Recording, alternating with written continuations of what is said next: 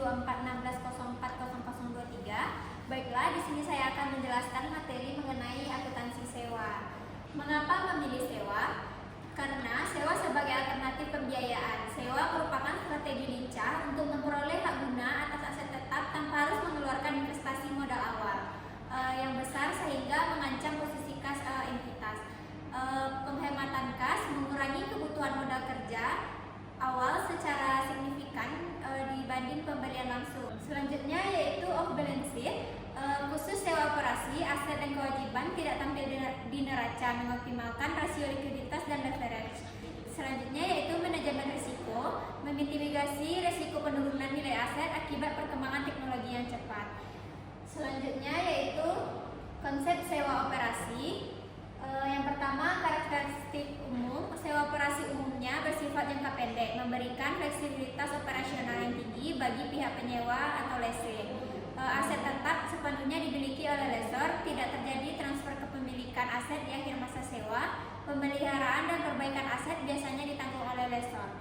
Selanjutnya yaitu perlakuan akuntansi. Penyajian dalam laporan keuangan sangat sederhana dan minim pencatatan aset terikat. Beban sewa diakui langsung secara berkala dan dalam laporan laba rugi komprehensif. Selanjutnya tanpa depresiasi. Lessee tidak mencatat pengakuan aset utang jangka panjang maupun beban depresiasi. Selanjutnya yaitu analisis sewa operasi. Keuntungan utamanya, proteksi teknologi ideal untuk aset dengan siklus teknologi cepat, mengurangi resiko usang. Selanjutnya meningkatkan rasio keuangan, tidak tercatat sebagai liabilitas sehingga rasio leverage terlihat lebih sehat. Selanjutnya efisiensi kas, menghindari beban pemeliharaan berkala serta menghemat kas operasional masa kini. Selanjutnya yaitu kerugian dan risiko. Ketiadaan kepemilikan. Lessee tidak memiliki hak legal dan kontrol penuh atas pemanfaatan aset jangka panjang. Risiko berkelanjutan. Operasional entitas rentan terganggu jika kontrak sewa tidak diperpanjang. Selanjutnya yaitu biaya akumulatif dalam jangka panjang. Total beban sewa berkala seringkali melebihi biaya pembelian langsung aset.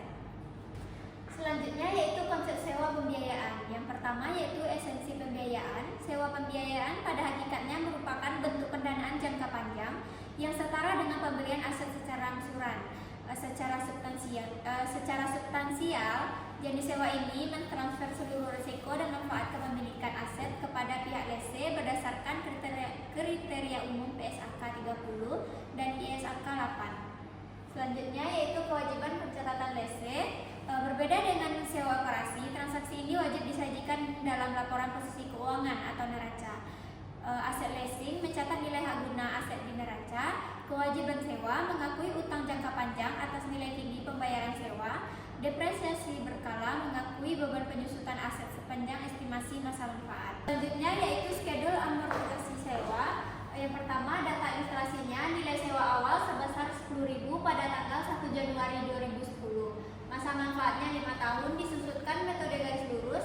Angsuran tahunan sebesar 2.505 dibayarkan setiap akhir tahun dengan tingkat bunga implisit 8%. Selanjutnya yaitu jurnal akuntansi sewa.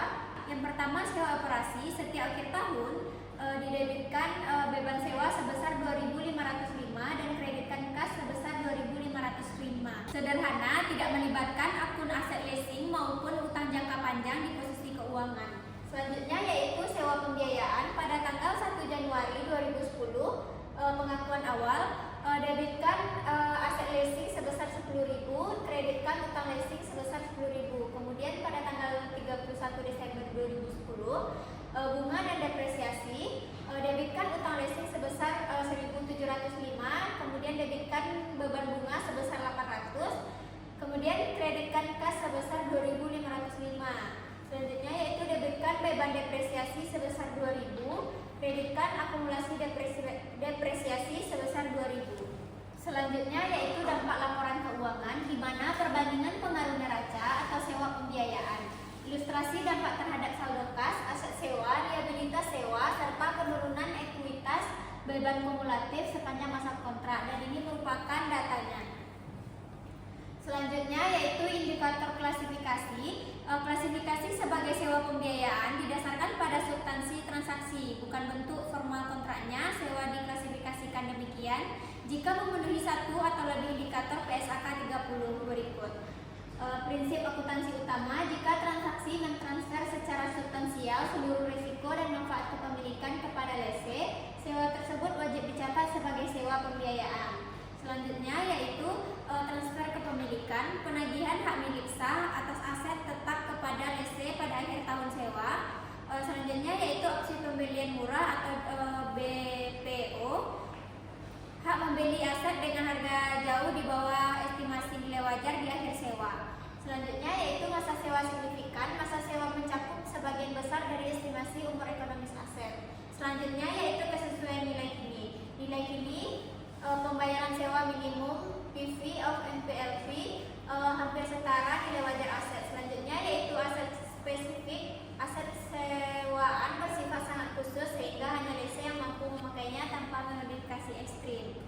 Selanjutnya yaitu kasus klasifikasi. Pada tanggal 1 Januari 2012, PT Pelangi menyewakan peralatan seharga 2 juta ke PT Biang Lala untuk masa sewa 8 tahun. Pembayaran tahunan yaitu sebesar 450.000 sehingga nilai sisa yaitu 300.000. PV pembayaran sewa adalah 1.827.100. Jadi keputusan klasifikasinya indikator umur 8 tahun dibagi 10 tahun sama dengan 80%, yaitu memenuhi sebagian besar umur ekonomis. Selanjutnya indikator PV yaitu 1.827.100 dibagi 2 juta sama dengan 91,3%, yaitu mendekati nilai wajar. Jadi diklasifikasikan sebagai sewa pembiayaan atau finance leasing. Berdasarkan materi akuntansi sewa, dapat disimpulkan bahwa klasifikasi sewa ditentukan oleh perpindahan risiko dan manfaat aset dari lessor ke lessee. Berbeda dengan operating leasing yang hanya mencetak beban sewa berkala, financial leasing mewajibkan perusahaan mengkapitalisasi aset dan utang di neraca karena masa sewa mencakup sebagian besar umur ekonomis dan adanya opsi pembelian. Konsekuensinya, pengakuan financial leasing secara transparan memengaruhi laporan keuangan melalui pencatatan beban bunga serta beban penyusutan aset secara berkala. Selanjutnya saya akan menjelaskan materi kedua yaitu laporan arus kas. Definisi laporan arus kas yaitu menyajikan aliran masuk atau inflow dan aliran keluar outflow uang kas entitas selama satu periode pencatatan keuangan akuntansi tertentu. Laporan ini melengkapi informasi neraca dan laporan laba rugi komprehensif dengan menyediakan landasan penilaian kemampuan entitas penghasilan kas. Selanjutnya yaitu dasar pencatatan kas. Berbeda dengan laporan keuangan utama lain yang dibangun di atas basis aktual, laporan ini disusun murni memakai bisnis pencatatan kas atau cash basis. Ketentuan penyusunan dan pengungkapan laporan arus kas ini secara khusus diatur dalam standar akuntansi nasional pada PSAK 2 dan ketentuan khusus sub-etap. Selanjutnya yaitu manfaat analisis arus kas. Yang pertama yaitu struktur keuangan, membantu manajemen dan analisis menguji kredibilitas perubahan aset bersih entitas, struktur keuangan, likuiditas dan solvabilitas, serta daya adaptasi finansial. Selanjutnya yaitu prediksi aliran kas, mempermudah perumusan model penilaian untuk menakar dan membandingkan nilai kini present value dari kasus kas masa depan dari berbagai entitas bisnis. Selanjutnya yaitu daya banding kinerja, meningkatkan daya banding hasil operasi antar perusahaan dengan mengeliminasi efek bias dari pemilihan estimasi akuntansi aktual yang berbeda.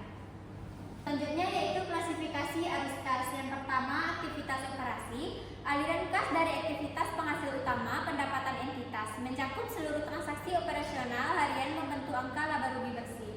Selanjutnya yaitu aktivitas investasi, aliran kas dari transaksi perolehan dan pelepasan aset jangka panjang, aset tetap dan tidak berwujud, serta instrumen investasi non setara kas.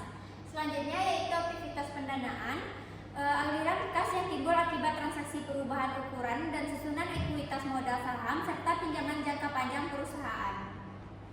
Selanjutnya yaitu metode kas operasi. Yang pertama metode langsung atau direct, menampilkan klasifikasi kelompok utama dari total penerimaan kas bruto dan pengeluaran kas operasional bruto secara eksplisit.